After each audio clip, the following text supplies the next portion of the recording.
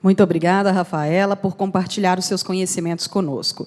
E para dar continuidade ao painel 2, chamamos ao palco a Rede de Negócios Sociais de Impacto do Banco Santander Brasil, senhora Carolina Learte.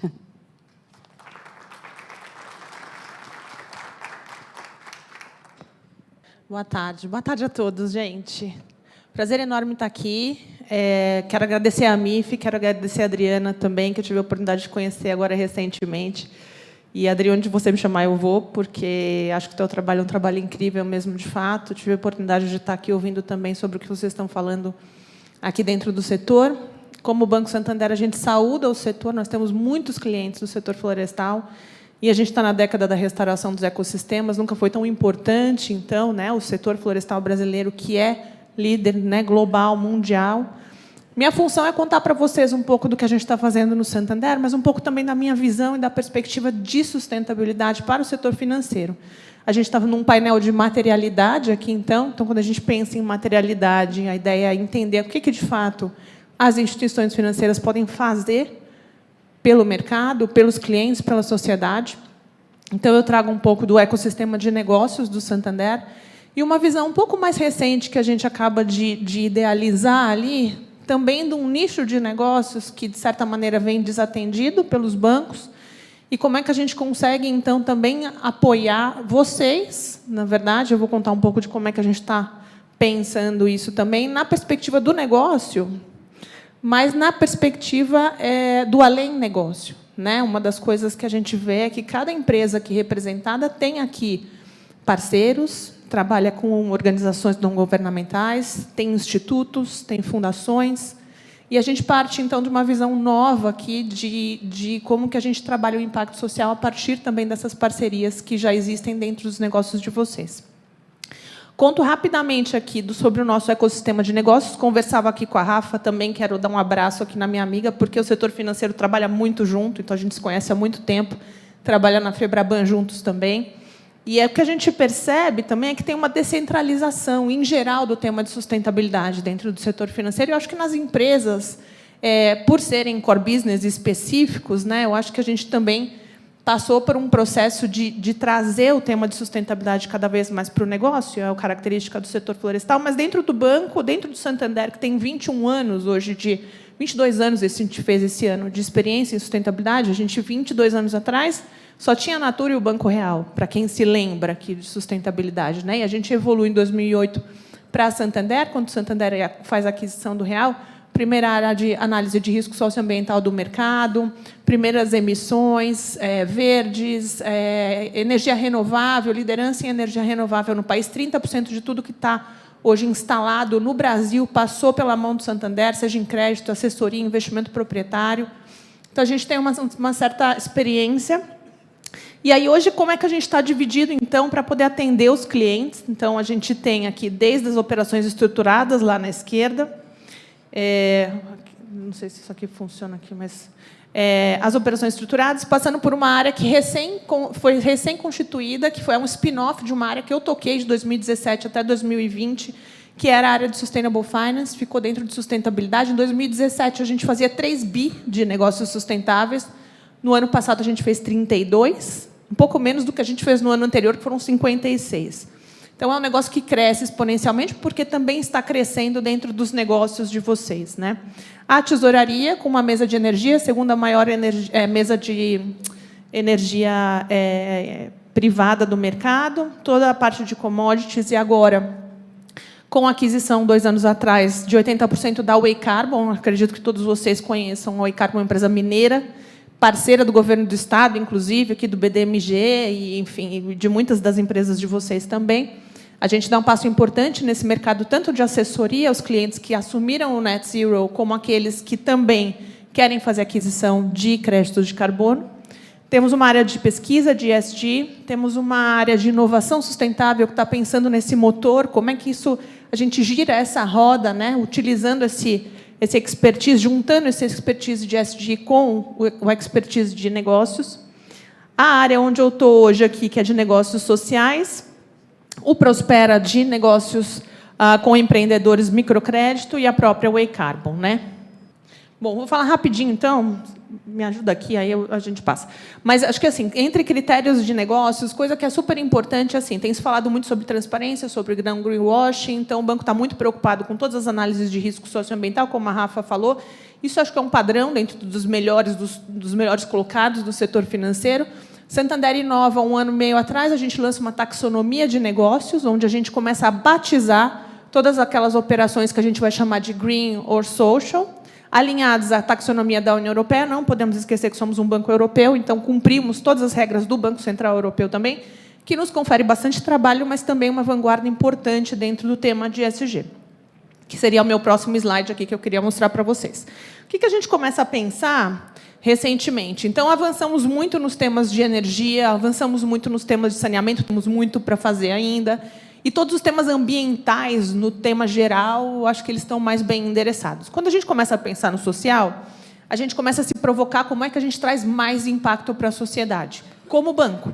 Então, vocês vão lembrar, por exemplo, que uma das obrigações dos bancos é trabalhar com a educação financeira, por exemplo. Isso é um óbvio que a gente deveria trabalhar talvez até melhor do que a gente faz, essa é a minha crítica para o setor financeiro, mas a gente tem esses temas, os temas de voluntariado. Hoje o banco tem um programa que se chama Amigo de Valor, que eu acredito que alguns de vocês conheçam também, que é o maior programa de destinação dos recursos do imposto de renda devido para os fundos da infância e da adolescência. Então, não é o Criança Esperança, não é o Teleton, é o Amigo de Valor, que foi criado há 22 anos atrás. A gente arrecadou mais de 200 milhões de reais, mais de 1,5 milhão de crianças e adolescentes atendidos. É um programa que trabalha com garantias de direitos.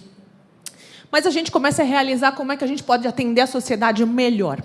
E a gente chega a uma conclusão de que tem 3 coisas que a gente pode fazer para gerar impacto social. Primeiro, a gente escolhe inclusão produtiva como tema essencial para a nossa estratégia social, empregabilidade e empreendedorismo. Segunda coisa é, se é empregabilidade e empreendedorismo, como é que a gente trabalha isso na sociedade? Então, a primeira coisa é como empregador. Quando eu trago diversidade e inclusão, quando eu trago os temas que a gente precisa endereçar, formação, dentro do nosso negócio, a gente está cumprindo um papel importante na sociedade. A gente vai bater 40% das mulheres em liderança, provavelmente, esse ano, a gente está com 33% de negros. Então, a gente vem crescendo, crescemos em 15% negros na organização no último ano, mas tem um desafio muito grande ainda. Segunda, como negócio. Então, a gente viu o Prospera aqui, por exemplo. Tá bom, a gente está atendendo microcrédito para pequenos empreendedores e tudo bem, mas o que mais que eu posso fazer? E aí saio eu da liderança de sustentabilidade do banco para fundar essa área de negócio de impacto social. O que é isso? A gente vai atender, a partir de agora, a gente já desenvolveu produtos e serviços específicos para organizações da sociedade civil. Então, o terceiro setor passa a ser coberto com especialização pelo setor financeiro também. E a gente entende que é um setor que faz toda a diferença. A gente viu o governo aqui, a gente vê as empresas privadas, como é que a gente também atende o terceiro setor. Então, com produtos, com serviços, com especialização, e esse é o meu mandato no banco hoje. E, com isso, eu também trago os fundos patrimoniais, que são os endowments. Então, são esses fundos que vão gerar ganho perpétuo para poderem apoiar causas das suas empresas, enfim, das suas fundações, das suas universidades. Então, a gente também começa a trabalhar os endowments de uma maneira mais ofensiva, talvez, no mercado, engajando, e tudo isso passa por um trabalho de formação, de conscientização, de estruturação e, sim, da gente ser o banco dessas organizações. E a terceira coisa é o investimento social privado puro, que a gente também vem fazendo com bastante força em dinheiro, né? A gente está falando de 115 milhões só no ano passado, investimentos sociais, culturais, feitos pelo banco, muito para fazer com uma sociedade que precisa muito. Então, eu acho que o que a gente vê, né, acontecendo hoje é uma necessidade da gente alcançar, ir mais longe como setor financeiro.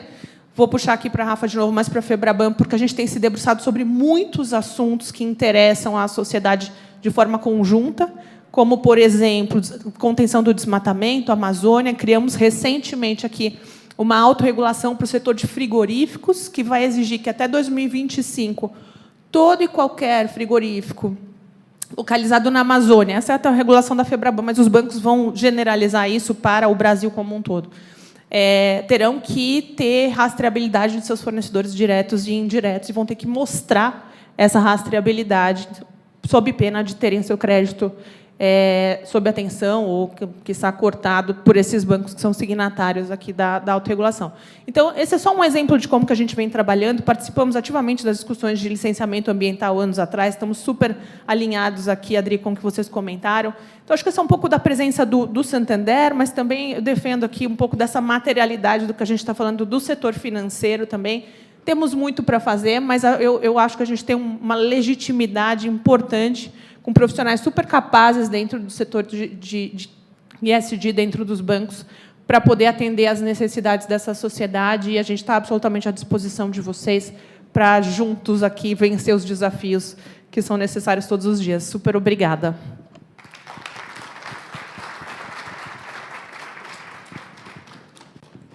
Agradecemos igualmente a senhora Carolina Learte por compartilhar seus conhecimentos conosco. Neste momento, daremos início ao debate do painel 2. Convidamos como moderador o diretor da Aperam Bioenergia, Edmar Cardoso.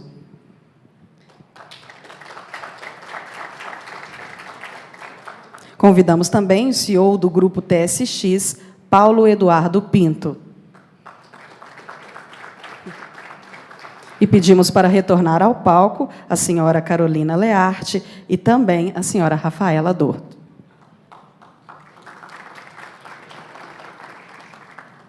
Bom, vamos à nossa discussão.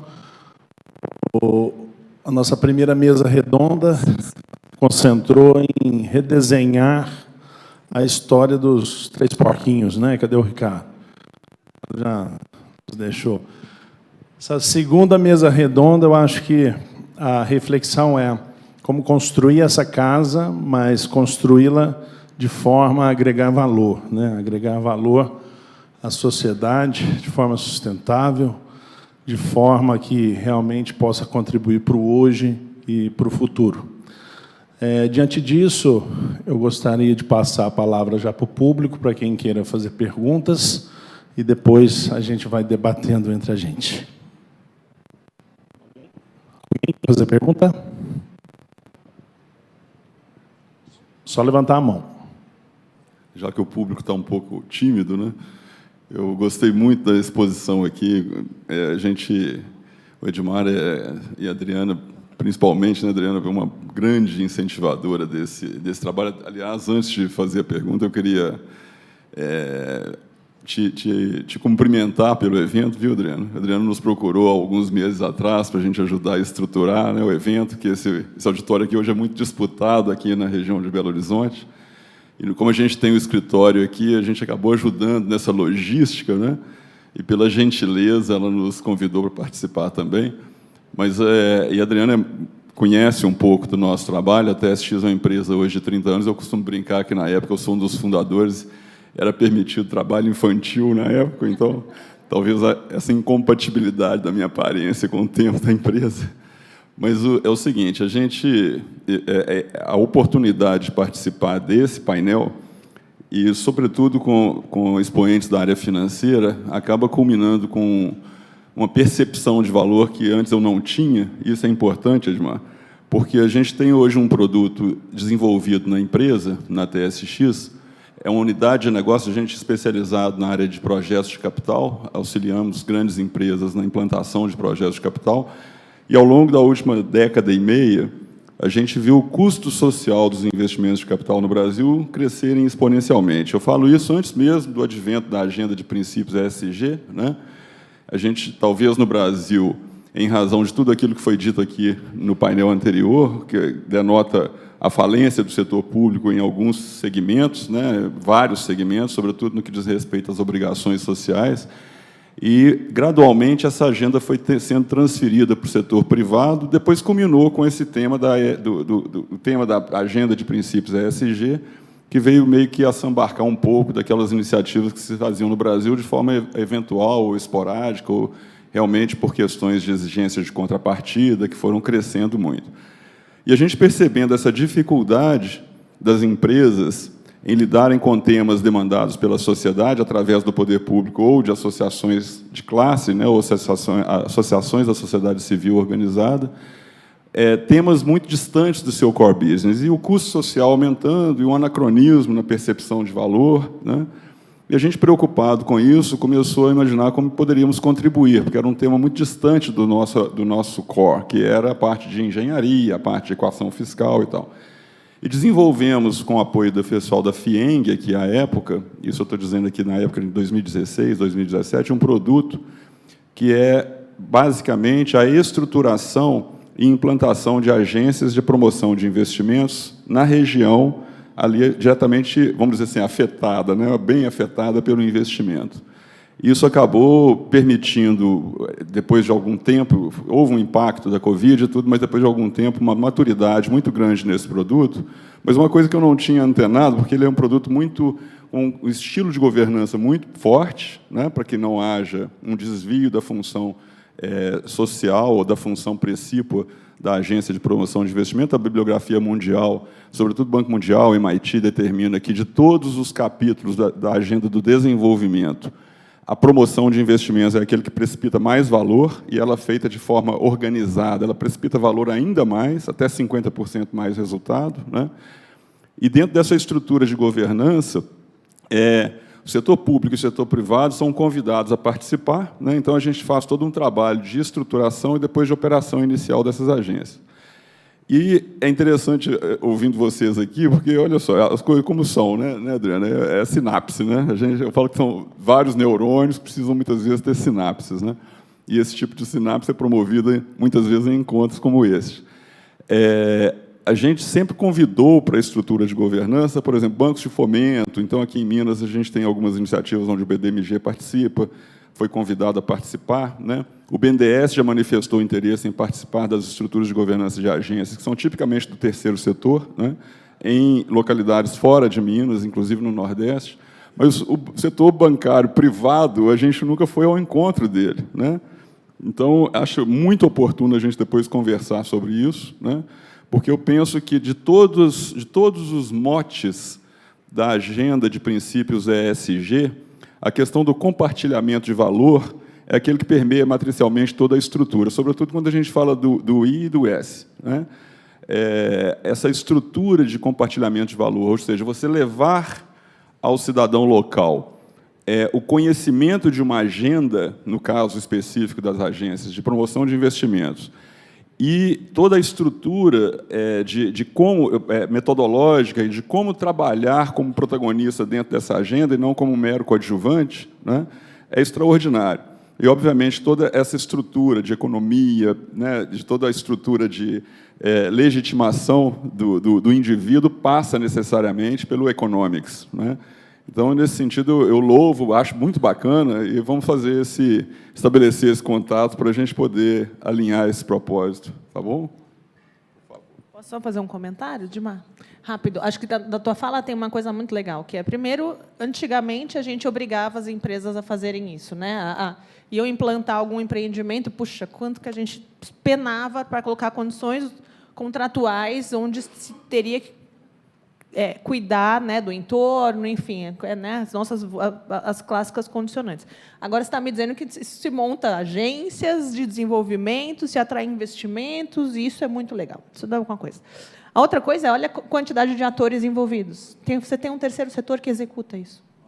Então, assim, a gente tem essa obrigação de atender, né, eu acho que o investidor, o empreendedor, o terceiro setor que está lá envolvido. Então, acho que é importante a gente ter na cabeça essas redes que são cada dia mais indivisíveis da sociedade, né?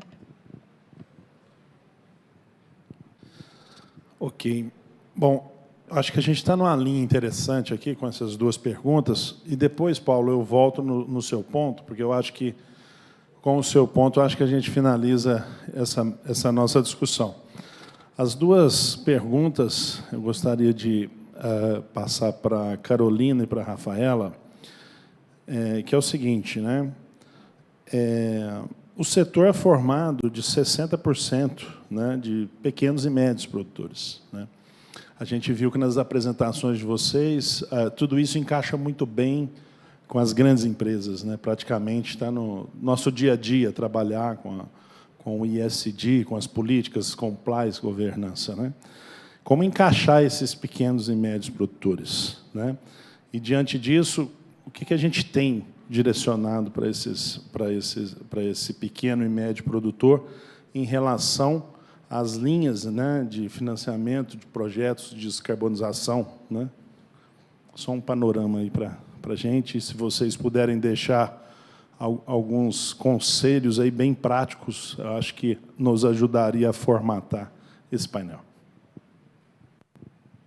Vou falar um pouco da parte do Santander. No ano passado, a gente montou com a preocupação do greenwashing, né, de realmente dar transparência e aderência para todos os negócios do banco, a gente montou um comitê que hoje delibera sobre toda e qualquer operação que se batize de verde ou social.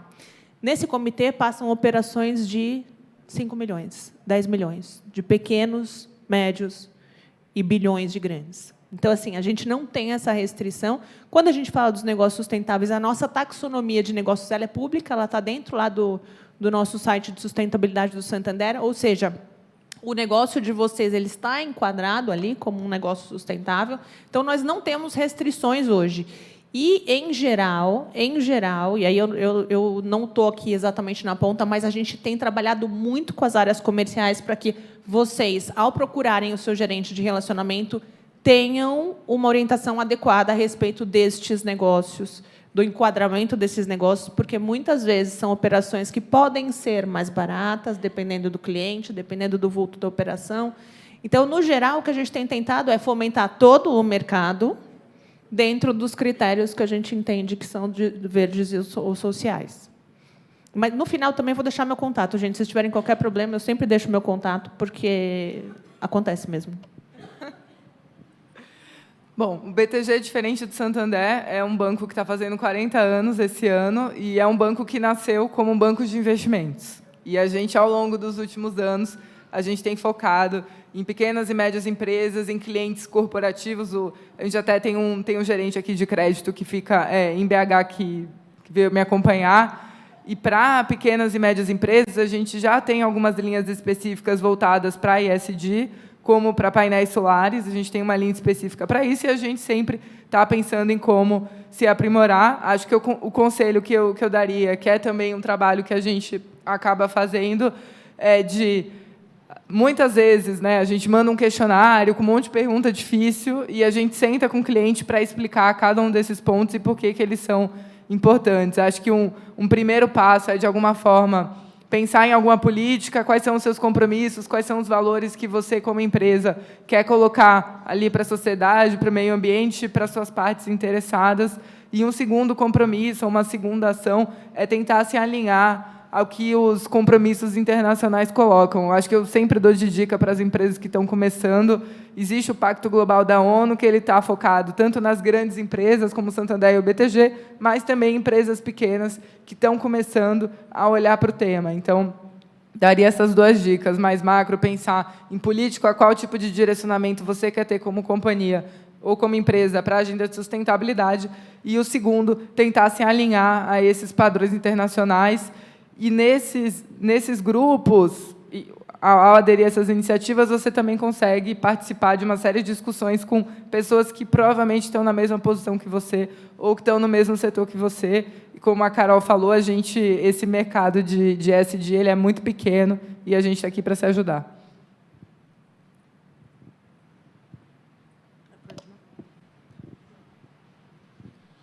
Bom, Paulo, a gente tem visto, né, desde o nosso primeiro painel, a legislação, o governo, né, os gaps entre os atores, dentro do próprio processo produtivo. A gente tem a receita que se aplica a um, não se aplica a outro, né? E, no final, aquela palavra, né, que todos nós buscamos, que é geração de valor.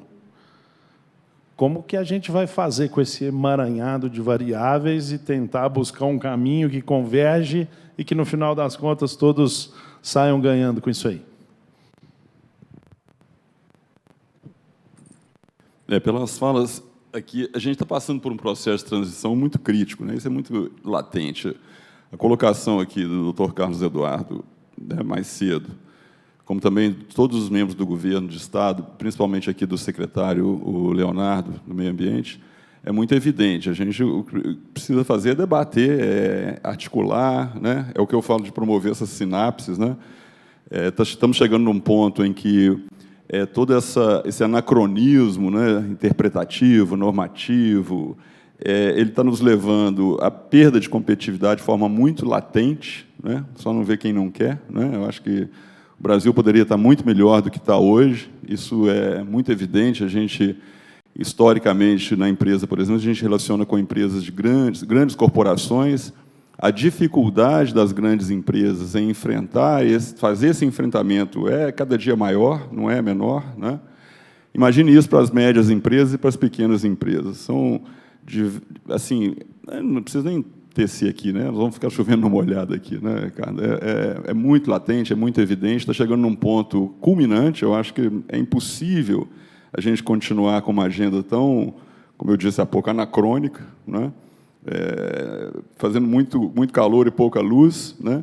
Mas eu acredito que esse tipo de organização, esse tipo de iniciativa, esse tipo de debate, e eu reitero aqui, acho que o terceiro setor é o caminho para se fazer essa cruzada de cívica, né? Porque é uma cruzada cívica que a gente precisa fazer. Infelizmente, a política, o setor público estão num caso falimentar, né? Não conseguem mais dar conta do resultado disso, e, infelizmente, o que a gente gera é mais dificuldade, mais distanciamento, e por aí vai, né? Então, eu acredito que o caminho se passa necessariamente por esse maior empoderamento do terceiro setor e da sociedade civil. Na minha opinião, é por aí, né?